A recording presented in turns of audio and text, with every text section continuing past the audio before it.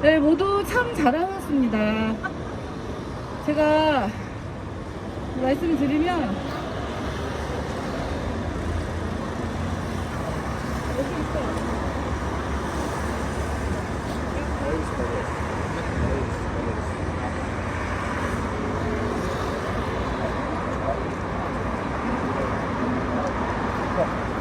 네, 지금 1분 남았습니다. 그래서 기자회견은 이제 시작하기 전에 좀 말씀을 다시 한번 드리겠습니다.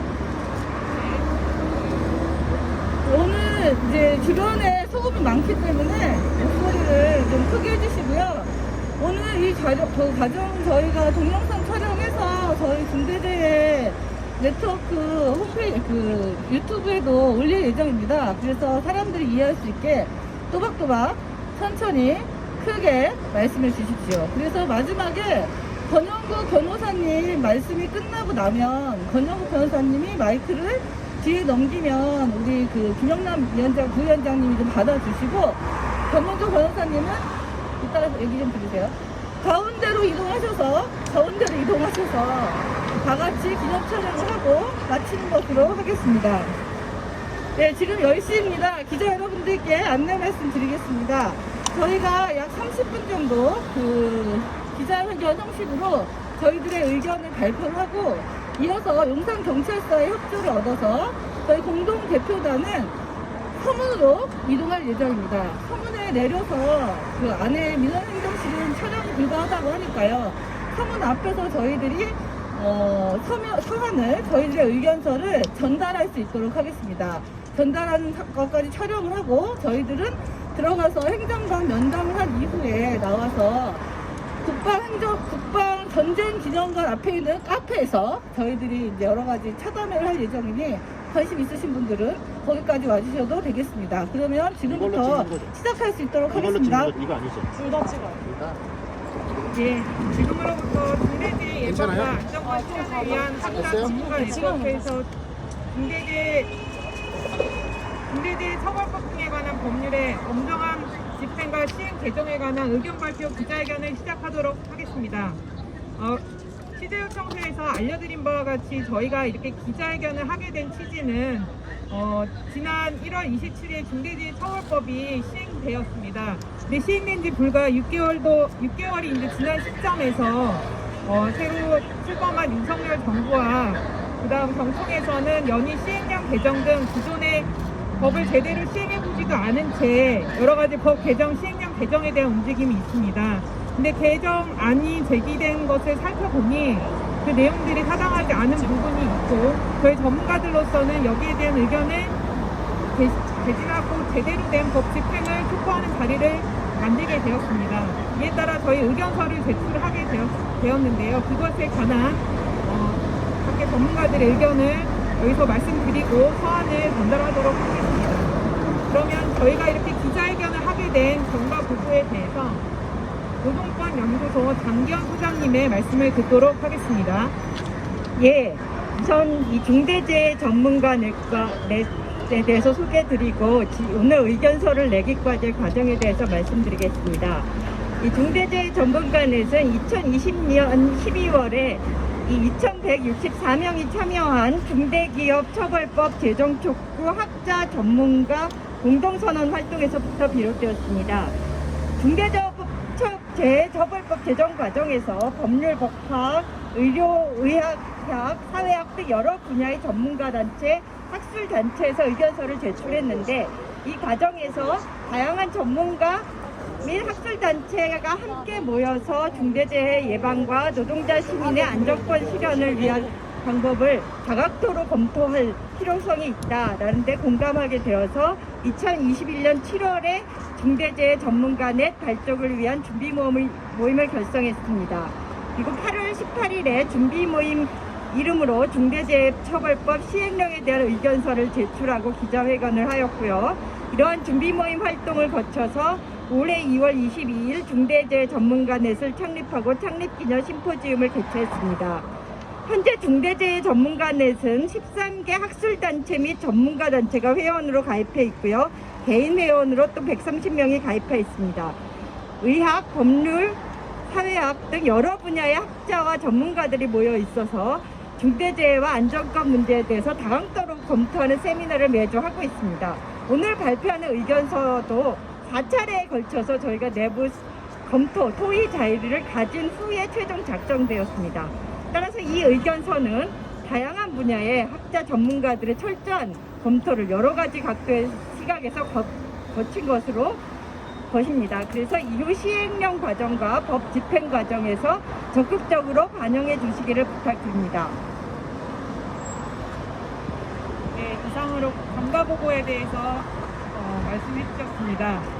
그러면 저희가 전문가들의 검토를 거쳐서 의견서를 제출하도록 할 예정인데요. 그 제출 취지에 대해서 중대재해 전문가의 공동 대표이신 신혜주 교수님께서 말씀해 주시도록 하겠습니다. 네, 중대재해처벌법이 단순히 경영 책임자의 처벌만을 목적으로 하는 것은 아닙니다. 이러한 처벌을 통하여 궁극적으로는 기업으로 하여금 안전보건관리체계와 같은 노동자와 시민의 생명과 건강을 보호하기 위한 구조적 체계적 안전장치를 갖추도록 하려는 것이 이 법의 본래 의도입니다. 최근 국민의힘 박대출 의원 대표 발의로 중대재해처벌법에 대한 일부 개정 법률안이 발의되었습니다.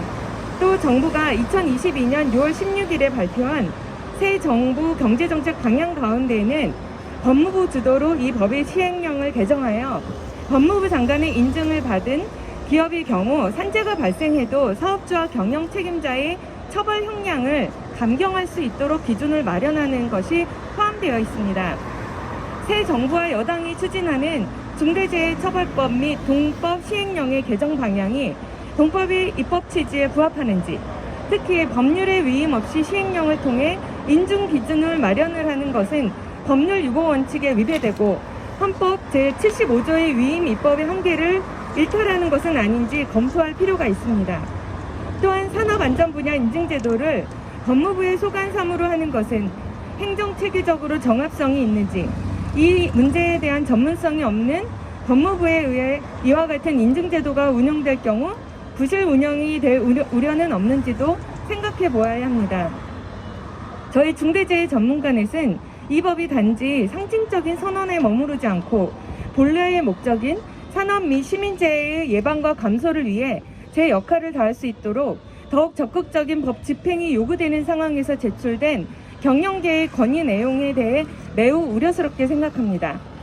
따라서 우리는 이 내용이 중대재해 예방에 미치게 될 영향에 대해 전문가적 관점에서 면밀히 검토하여 엄정한 법 집행과 시행령 개정에 대한 의견을 발표하고, 저희 의견서를 국민의 생명 안전에 대한 최고 책임자이며 정부 각 부처의 적극적 역할을 이끌어낼 수 있는 행정부 수장인 대통령에게 제출하고자 합니다. 저희 의견서의 사실 핵심 내용이라고 할 수 있는 엄정한 법 집행에 대한 의견은 자세히 말씀해 주셨습니다. 저희가 이번 저희 의견서를 작성하면서 경영계의 건의서를 검토했습니다. 그 검토 분야를 크게 5가지로 나누어서 시행령 개정 의견에 대한 위헌성 보고, 직업적 질병의 범위에 대한 의견, 경영 책임자 등의 의무, 정보 공개, 교육수당 부분에 대해서 각 분야의 전문가분들이 검토한 후 각 분야에 대해서, 각 범위에 대해서 검토 의견을 의견서에 담았습니다. 그 각 분에 대해서 5분의 위원분들께서 의지를 말씀해 주시도록 하겠습니다. 먼저 첫 번째, 시행령 개정 의견의 위헌성에 대해서 민주사회를 위한 변호사 모임 노동위원회 강은희 변호사님이 말씀해 주시겠습니다. 중대재해처벌법 시행령에 대한 경초행의 개정안은 위헌 소지가 있는 부분들이 다수 있습니다. 대한민국 헌법 제75조는 대통령령을 제정할 수 있는 법률에서 구체적으로 범위를 정하여 위임받은 사항을 정하는 대통령령, 법률을 집행하기 위하여 필요한 사항을 정하는 대통령령의 2가지로 구분하고 있습니다. 이러한 구분에 따르면 법률에 위임 없이 만들 수 있는 시행령은 오로지 국회에서 제정한 법률을 집행하는 데 필요한 세칙을 정하는 집행명령뿐입니다. 따라서 국회에서 정한 법률에 위임이 없는 상태에서 법률에 내용이 없는 대통령령은 위헌적입니다. 구체적으로 경청의 건의안을 살펴보면 중대재해법 제2조 제2호 다목 직업성 질병자 기준에 관하여 법 제2조 제2호 다목에서는 직업성 질병자 인정 기준으로 대통령령으로 위임한 범위는 직업성 질병의 종류에 한정됩니다. 그러나 경총의 건의안은 시행령 별표 1, 즉 직업성 질병자의 종류를 대통령령을 정한 시행령 별표 1에 직업성 질병자 인정 기준으로 6개월 이상의 치료 기간을 명시하고자 하고 있습니다. 이는 위임의 범위를 넘어서서 중대재해처벌법을 적용할 직업성 질병 인정 범위를 시행령을 통해서 축소시키자는 것으로 위헌적입니다. 둘째, 법 제2조 제2 과목에서 경영 책임자란 사업을 대표하고 사업을 총괄하는 권한과 책임이 있는 사람 또는 이에 준하여 안전보건에 관한 업무를 담당하는 사람으로 정의하고 있습니다. 그러나 경천의 건의안은 시행령의 경영 책임자의 정의에 대하여 이에 준하여 안전보건에 관한 업무를 담당하는 사람이 있는 경우에는 경영 책임자를 아예 면책하는 규정을 신설할 것을 건의합니다. 이는 국회에서 정한 법률에 위임이 없는 상태에서 법률의 내용을 무시하고 법률로 직접 정한 정의 조항의 의미를 변경하는 대통령령을 제정하려는 것으로 지극히 위헌적인 발상입니다. 마지막으로 법 제5조에서 법 제4조의 조치를 하여야 하는 도급, 용역, 위탁 등의 범위를 해당 법인의 사업 목적 수행과 관련성이 있는 도급 등으로 그 범위를 대통령령이 법률의 내용을 축소하고자 하는 경청의 건의안은 앞서 본대로 다른 건의안 내용들과 마찬가지로 법률에서 위임하지 아니한 부분에 관하여 대통령령으로 정하고자 하는 것으로 위헌적입니다. 이상입니다. 고맙습니다. 네, 강은희 변호사님 말씀 감사합니다. 지금 저희 기자회견 순서에서 순서가 좀 바뀌었는데요. 예, 양해 말씀 부탁드리겠습니다.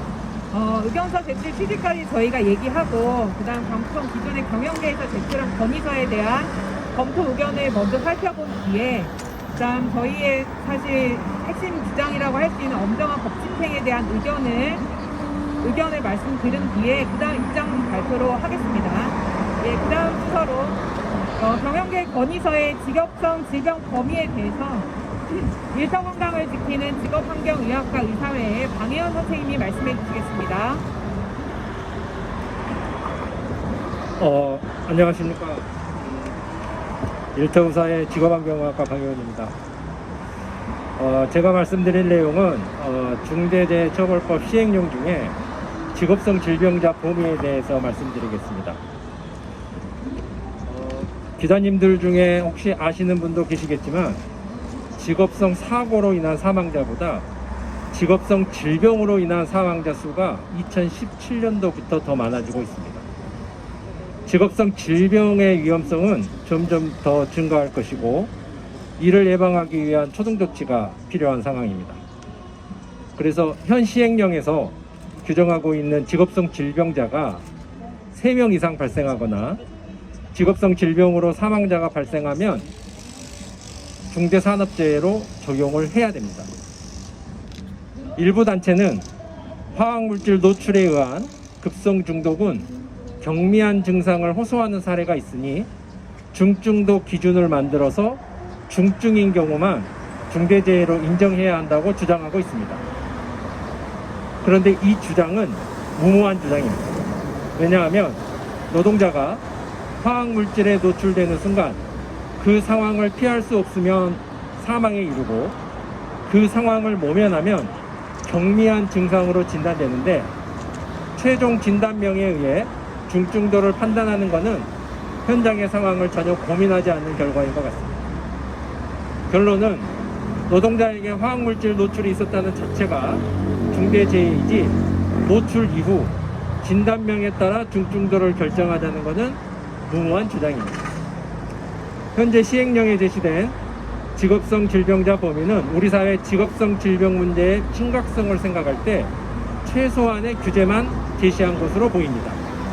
이것보다 더 후퇴하는 것은 과거 70, 80년대 산업화 초기로 법이 후퇴하는 결과가 초래될 것이고 이런 우려가 현실화되지 않도록 기자분들의 많은 협조 바랍니다. 이상입니다. 네, 방혜연 선생님 말씀 있었습니다. 그다음 세 번째로는 가장 논란이 있는 부분이기도 한데요. 경영 책임자 등의 의무에 대해서 중대재해 전문가의 집행위원이신 손희찬 변호사님이 말씀해 주시겠습니다. 네. 첫 번째로 이렇게 두 가지를 말씀드릴 건데, 첫 번째는 경영 책임자 등에 관한 범위와 두 번째로 도급에 관련된 거 말씀드리겠습니다. 첫 번째로 경영 책임자 등에 관해서 경영계 건의 요지를 보면은 기업이나 단체 대표자에 준해서 안전보건에 관한 업무를 담당하는 사람이 선임돼 있으면은 대표자는 면책시키자라고 하는 규정을 만들려고 하는 겁니다. 그러나 이제 이 주장은 이 법을 없애자, 이 법이 없었던 시절로 돌아가자라고 하는 것과 다를 바 없는 얘기입니다. 왜냐하면은 현재도 사망사건이 발생을 하면은 상당한 규모가 있는 법인이나 단체에서는 안전보건관리 책임자로 선임된 사람이 있으면 그 사람이 책임을 지지 대표자가 책임을 지는 경우는 거의 없습니다. 그렇기 때문에 대표자가, 최고 경영자가 무관심하고 부주의하기 때문에 이 법을 만들어서 그 사람들에게 의무를 지우자라고 한 게 이 법입니다. 그리고 그 사람들이 잘못한 것은 없는지를 따져보자라고 하는 게 이 법입니다.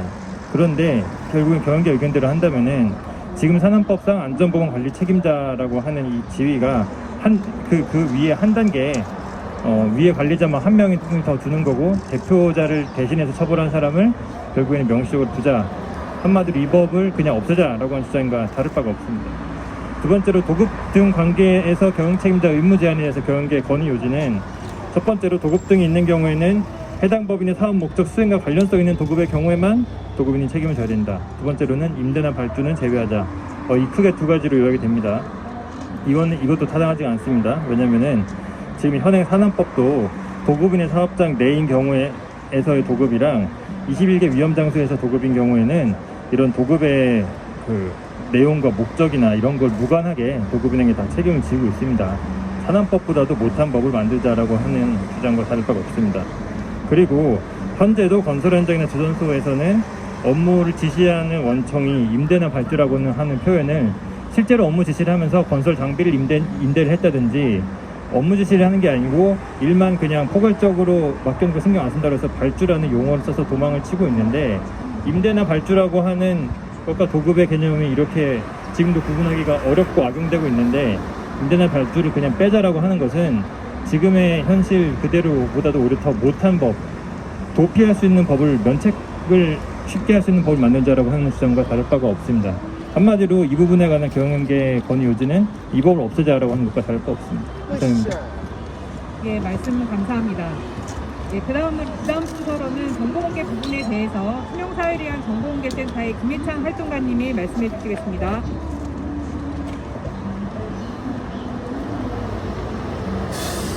네.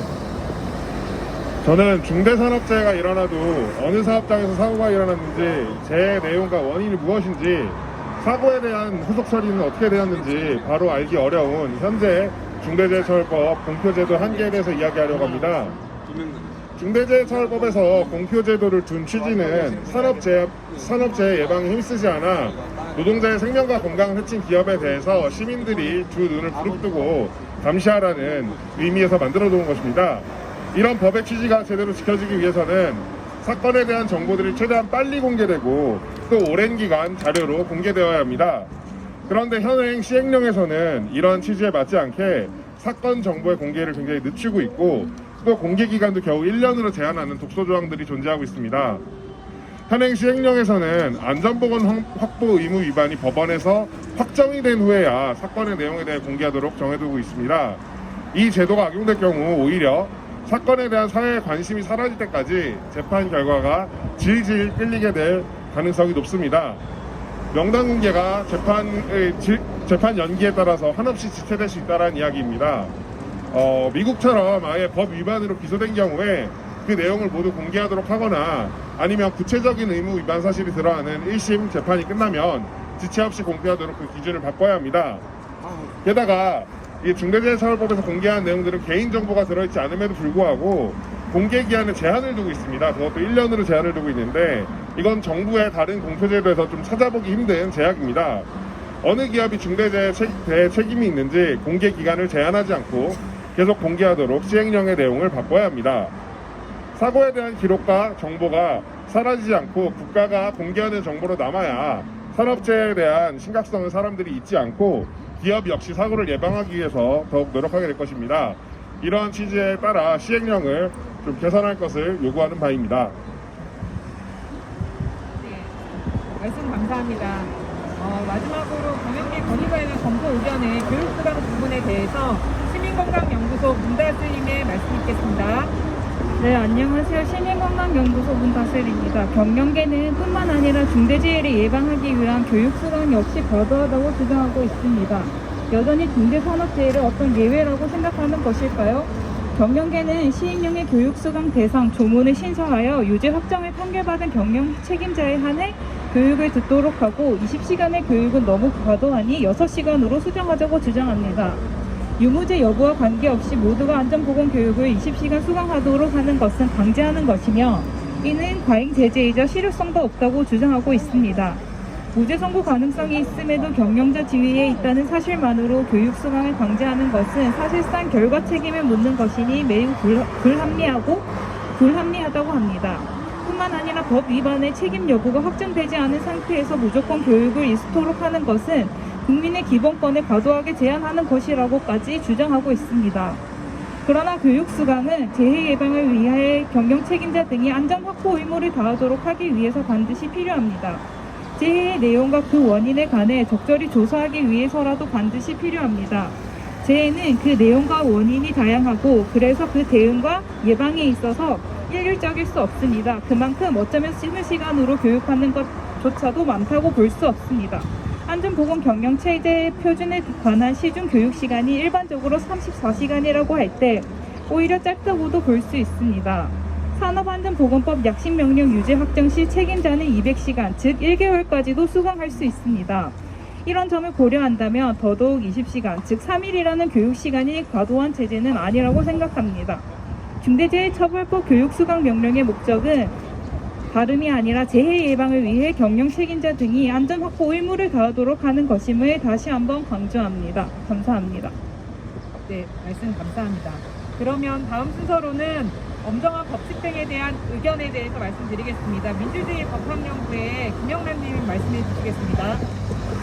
10년이 넘는 기간 동안 많은 사람들의 노력과 희생의 결과로 중대재해처벌법이 제정되었습니다. 이 법을 어떻게 집행할 것인가는 법률을 만든 것만큼이나 중요한 과제입니다. 법률의 효력은 제정이 아니라 그 집행에 달려있기 때문입니다. 고용노동부는 중대재해를 가장 먼저 조사, 수사하는 일선 특별사법경찰 당국으로서 이 법을 집행하는 1차적 기관입니다. 또 검찰은 근로감독관에 대한 수사지휘권 및 기소권과 같이 실제로 이 법이 작동하기 위한 핵심적인 권한을 가지고 있습니다. 마찬가지로 법원은 이 법 위반 행위에 대한 구체적 판결을 통해 이 법의 실효성을 좌우하는 최종적인 역할을 담당합니다. 우리는 고용노동부와 검찰, 법원 등 수사 및 사법기관들이 중대재해의 획기적인 감소라는 이 법 제정 취지를 살리도록 다음과 같이 이 법을 적용, 집행하기를 바랍니다. 먼저 고용노동부는 사업장 안에서 발생하고 사업주가 사고의 발생을 최초로 보고하게 된다는 중대산업재해의 특성을 고려하여 실체적 진실을 밝히는 데 핵심이 되는 초기의 증거 확보와 보전을 위해 최선을 다해야 합니다. 시행령에서 요구하는 9가지의 안전보건관리체계의 구축, 그 이행에 관한 조치에 대하여 경영 책임자가 평소 어떻게 관리를 해왔는지를 직접 듣는 것이 조사의 핵심이 되는 만큼 고용노동부는 대리인이 아닌 의무의 주체인 경영 책임자를 출석하게 하여 조사해야 합니다. 고용노동부는 경영 책임자를 출석하게 하여 경영 방침을 비롯한 법령의 안전보건 관리 체계를 구축하고 이행하였는지 여부를 조사하겠다는 취지의 보도자료를 적극적으로 배포함으로써 고용노동부가 중대재해 조사 초기에 조사 당국임을 적극적으로 드러내야 합니다. 벌써부터 중대재해가 뚜렷하게 줄지 않는다는 비판이 있습니다.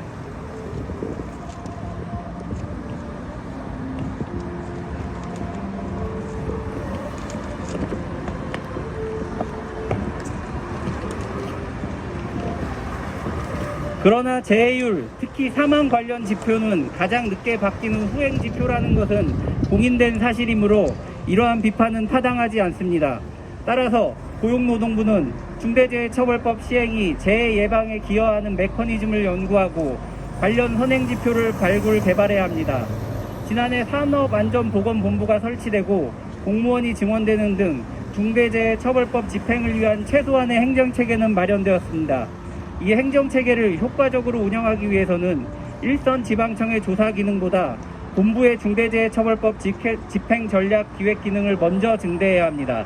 따라서 고용노동부는 중대재해처벌법 집행의 실효성을 극대화할 수 있도록 본부를 중심으로 인력과 예산을 편성해야 합니다. 또한 지방청의 법 집행에 필요한 각종 훈련과 예규를 개발하고 조사 매뉴얼을 구체화하는 한편 검찰, 경찰 등과 공조를 통해 적절하고 효율적인 수사를 할 수 있도록 양해각서를 마련해야 합니다. 이를 통하여 검찰의 수사지휘 및 경찰의 수사가 재발 방지 및 안전에 역행하지 않도록 지속적인 감시를 해야 합니다. 중대재해처벌법과 산안법에 따른 수사는 법 위반 적발과 책임자 처벌을 목적으로 하며 재해 원인 규명과 재발 방지의 교훈은 이와는 반드시 일치하지 않습니다. 따라서 고용노동부는 중대재해처벌법 수사와는 별개로 독립적인 원인 규명과 교훈 도출을 목적으로 조사를 진행해야 합니다. 다음으로 검찰은 중대재해처벌법 위반 행위에 대한 수사와 기소에 더욱 적극적으로 임해야 합니다. 7월 4일 현재까지 고용노동부에 의해 모두 12건이 기소 의견으로 검찰에 송치되었음에도 지금까지 이 법 위반으로 기소된 사건은 단 한 건에 지나지 않습니다. 이 법을 처음 적용하기 때문에 어느 정도 신중을 기해야 한다는 점은 이해할 수 있지만 이러한 사정을 감안하더라도 시행 5개월이 지나가고 이미 이 법 위반 행위의 혐의가 있는 사건이 80여 건이 넘는 상황에서 오직 한 건의 기소만이 이루어지고 있다는 점은 중대재해 문제에 대해 검찰이 지나치게 소극적인 태도를 갖고 있는 것은 아닌가 하는 의심이 들게 합니다. 또한 중대재해처벌법 위반 행위에 대한 수사권을 가지고 있는 근로감독관은 특별사법경찰관리로서 검사의 수사지휘를 받습니다. 따라서 양 기관의 협조, 특히 검사의 적극적인 태도가 없다면 이 법 위반 행위에 대한 수사는 효과적으로 이루어지기 어렵습니다. 이런 점에서 일반 범죄의 경우와는 다르게 중대재해처벌법 위반 행위에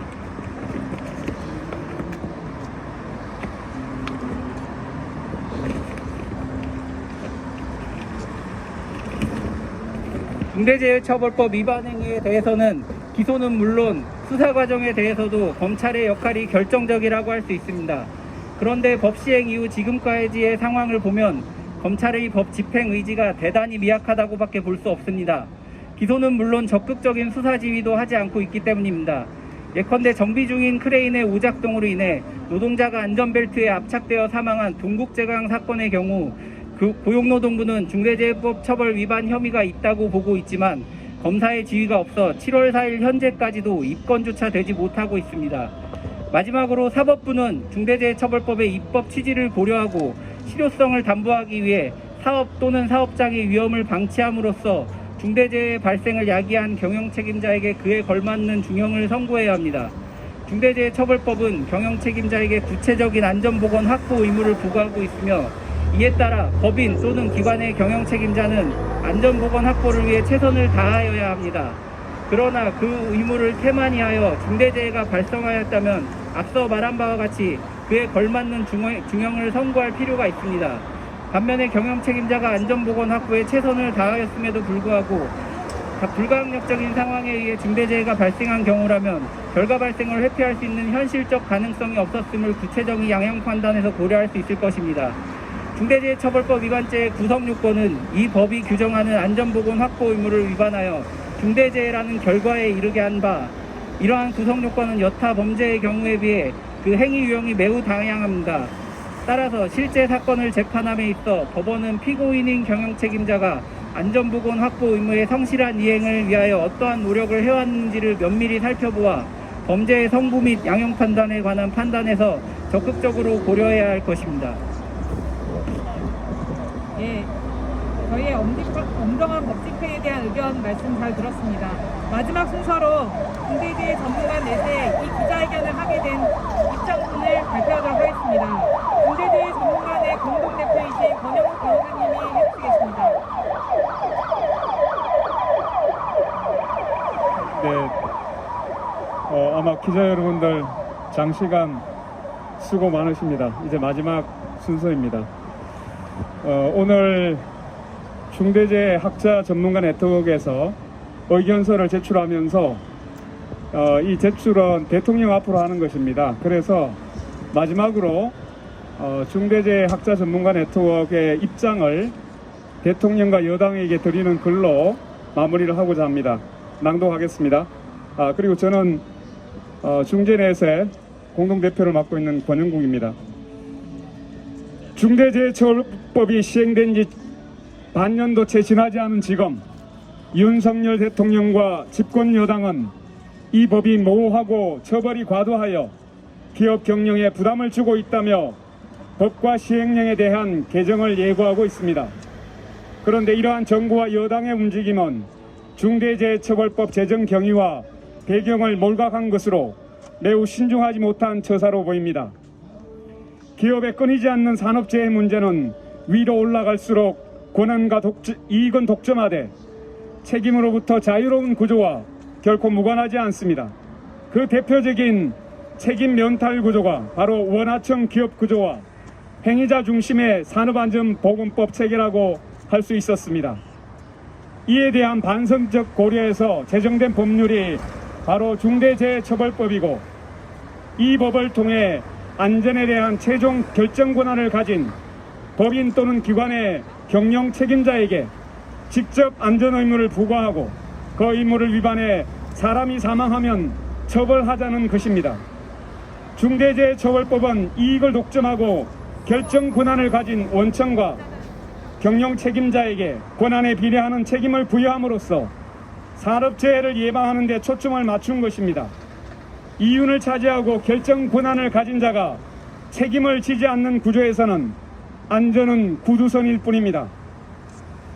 지난 4일 고용노동부는 중대재해처벌법 시행 이후 적용 대상 기업에서 사고 사망자 수가 약 20%가량 감소했다고 발표한 바가 있습니다. 이제 법의 효과가 조금씩 드러나려고 하고 있습니다.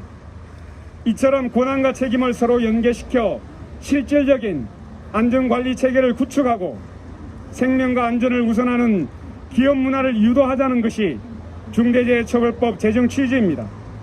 그럼에도 법이 제대로 시행되기도 전에 재계와 사용자 단체의 일방적 요구에 부응해 기업 규제 완화라는 명목으로 기업과 경영 책임자의 안전 의무와 책임을 완화하고자 법령 개정을 추진하는 것은 안전한 일터를 희망하는 국민적 여번을 저버리는 일임을 명심해야 합니다. 지난 노동절에 윤석열 대통령은 노동의 가치를 제대로 인정하지 않고 노동의 안전을 보장하지 않는 사회는 더 이상 지속 가능한 발전을 도모하기 어렵다고 언급한 바 있습니다. 이 말이 진심이라면 정부와 집권 여당은 안전에 대한 기업과 경영 책임자의 의무를 축소하고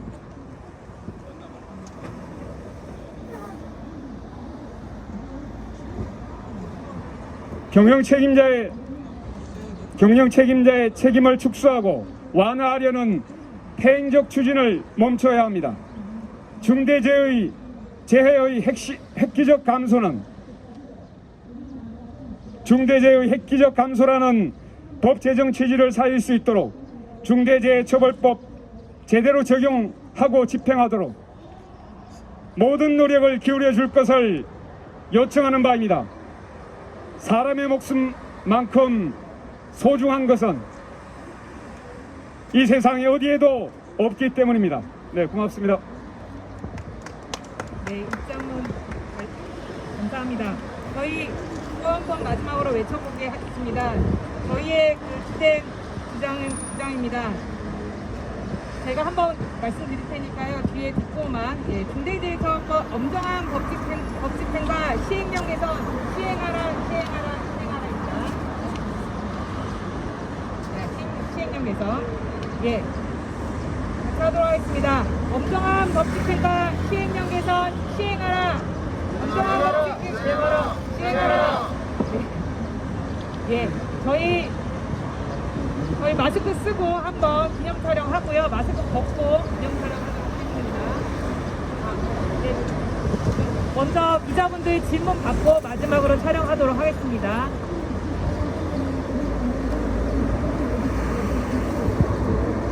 없으실까요? 네. 질문 혹시 이제 취재 준비하시면서 궁금하신 사항 있으면 저희 일부 여기 기자회견 참석하신 위원님들 저기 전쟁기념관 앞에 카페 앞에 있을 테니까요. 카페 근처에 있을 테니까 그쪽으로 찾아와 주셔도 됩니다. 네, 그러면 기념 촬영하도록 하겠습니다. 네, 마스크 한번 쓰고 그다음에 벗고 하겠습니다.